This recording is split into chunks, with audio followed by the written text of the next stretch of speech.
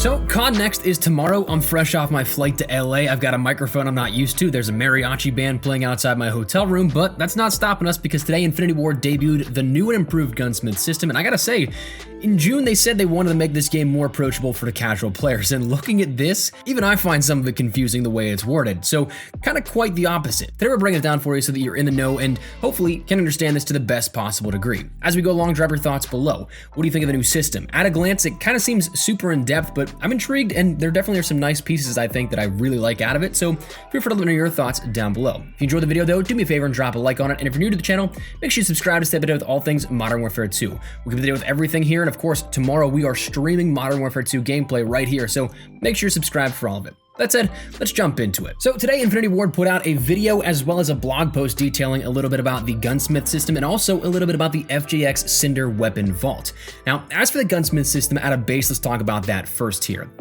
We can take a look at weapons in a different light here this year. The big thing is we kind of want to think of them as platforms because you're going to have your base weapon, sure, but there's going to be a lot more that stems out beyond that. We're going to have a ton of customizations beyond just setting up regular attachments. Now, we see in the customization of each weapon, we'll have 9 attachments, and right now it looks like we'll have the ability to choose any 5 of them, though there's a 10th attachment that is a static option that we can't really call an attachment. It's more so what is called a receiver. That seemingly does not count toward your 5 total that you can use, but that 10th attachment called the receiver is where we come back to the idea of platforms. This receiver will allow you to essentially change the platform of the weapon to be a rifle, SMG, LMG, battle rifle, so on, so offering much more ways to play, which is also where it seems like we'll be able to see those sub-variants that we've seen so far come into play. The M16 was showcased with the M4 variant, which we knew about, and then a couple others as well. But it seems like we can jump in, progress that weapon, and then unlock those sub-variants of it. Now, in this video, the M4 had 4 receivers, and it's detailed on the blog post. Some weapons have upwards of 4 to 5 right now.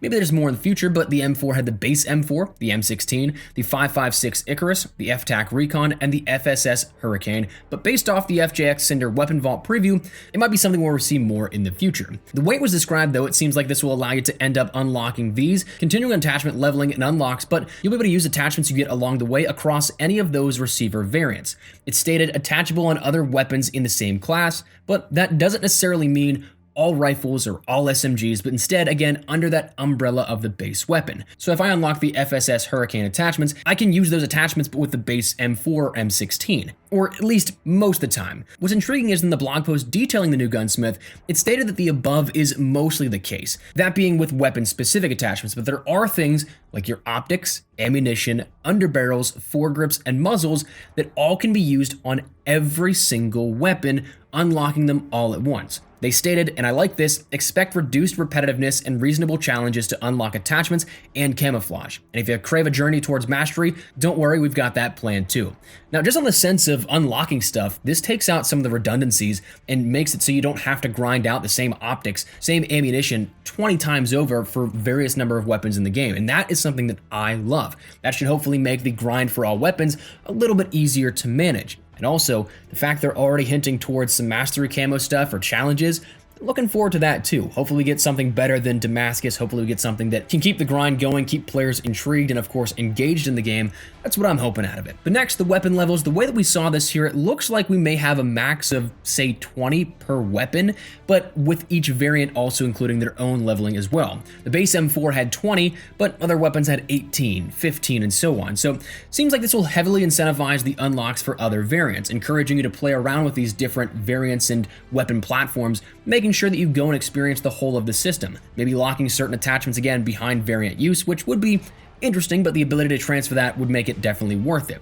So that's something that really incentivizes the sort of play outside of your comfort zone, perhaps, if you're not necessarily used to using an M16 or something that may be an SMG build or an LMG build of the M4.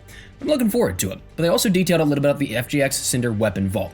Fundamentally, in the perspective of the weapon platforms, these are the ultimate weapon platform. They unlock every single attachment and every single receiver for the gun, so essentially you have it leveled from day one, which will definitely make the beta interesting, meaning those who have the Vault Edition pre-ordered will end up having access to the FJX Cinder Weapon Vault, and they can use a maxed out M4 from day one, hour one. In that context, it makes sense why Joel previously mentioned that it was a rarer version of the current blueprint system that we had in place the last couple of years, but cosmetically speaking, it's exactly how we expected it to work, allowing the player to keep the cosmetic theme regardless of weapon attachment they choose, whereas the current blueprint system, if you change a weapon attachment that a blueprint might be carrying some cosmetic design over with, you change that attachment, it changes the entire look of the weapon. In some cases, some things like the stocks, if you change the stock, the entire blueprint camouflage is essentially gone. So that's something that is nice to see that. I kind of hope that while they're kind of marketing the weapon vaults a little bit more so towards the fundamental unlock of all attachments at the same time, maybe, fingers crossed, blueprints kind of fix that issue as well, and it's not the sort of main draw towards these weapon vaults, but I also don't know if that's a reasonable hope, but one would love to see it. Now, outside of this, we also saw some details in regards to not only just stuff that was shown in the gameplay, but also in the blog post. In the blog post, it was mentioned that firing range will be coming here, and of course, we'll have more information at COD Next. Didn't really give too much preview here on that one, but we will see it as of tomorrow. We ended up seeing that military ranks are confirmed, meaning that level 1 to 55, they did state that specifically, will be where you unlock your weapons, your perks, your equipment, your field upgrades, your streaks, and stuff like that. But also, in doing so, it seemingly confirms that we'll have something once again beyond that, where you only have to level up those military ranks once, and then you can end up jumping into using whatever you want the entire time. It's not like Prestige in the classic days, where it relocks everything and you have to unlock everything once again. So that's a positive, maybe not. If you're hoping for classic Prestige, that's kind of something that hints against that. But outside of that, we saw weapons in the menus of the M4 and the X12. We saw the equipment of the shock stick and the thermite. We saw a perk package, which showcases 4 perks, which do have 2 in that tier 1 as rumored, 1 in tier 2, 1 in tier 3. So interested to learn more about that one. I don't think we're going to get any intel here from now until COD Next as of tomorrow. So we'll be experiencing this all together in that stream that we'll be doing. And then the field upgrade of the tactical camera was available there also.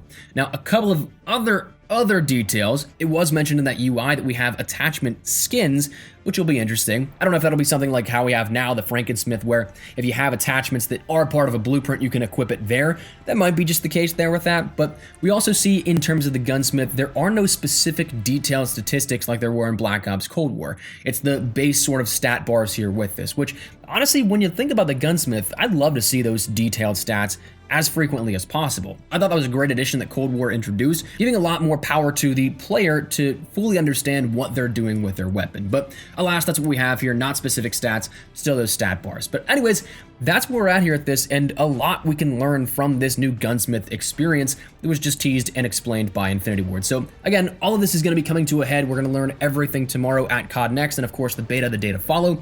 So that's what we're going to call it. Love to get your thoughts and feedback down there in the comment section down below. Do you like the sound of this new system in place?